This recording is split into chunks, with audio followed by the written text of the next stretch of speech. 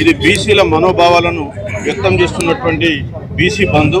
మరి తెలంగాణ రాష్ట్రంలో అంతకుముందు కూడా ఎప్పుడు కూడా బీసీల బంధు ఇంత పెద్ద ఎత్తున స్పందన రాలేదు.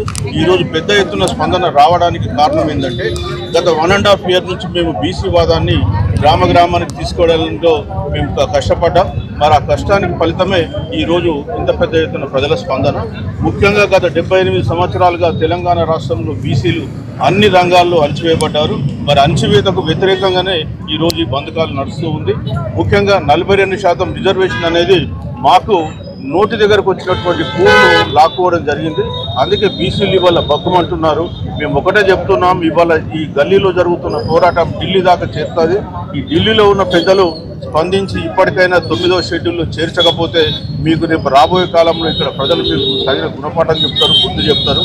మేము ఇంకా ఈరోజు జరిగేటువంటి ఉద్యమం ఓన్లీ ప్రారంభం మాత్రమే. మేము 24వ తారీఖు రోజున ఇందిరా పార్క్ వద్ద కూడా నిరసన దీక్ష చేస్తున్నాం. అదేవిధంగా జిల్లాలకు కూడా వెళ్ళి ప్రజలను చైతన్యవంతపరుస్తాం, సంఘటితపరుస్తాం, పోరాటానికి సంసిద్ధం చేస్తాం. కాబట్టి మేము కోరేది ఏంటంటే ఇప్పటికైనా రాజకీయ పార్టీలు, మీ 3 రాజకీయ పార్టీలు కలిసి బీసీలతో ఇవాళ చెలగాటాలు ఆడుతున్నాయి, డ్రామాలు ఆడుతున్నాయి. బీసీలను ఒక ఓటు బ్యాంక్గా చూసి ఫుట్బాల్ ఆడుతున్నాయి.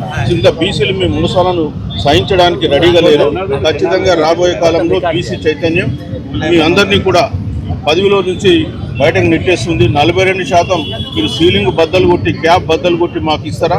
లేక మీ మిమ్మల్ని రాజ్యంలో నుంచి బయట పెట్టడానికి మీ రాజ్యాధికారాన్ని బద్దలు కొట్టమంటారని చెప్పేసి మేము ప్రశ్నిస్తున్నాం. ఖచ్చితంగా రాబోయే బీసీల రాజ్యమే.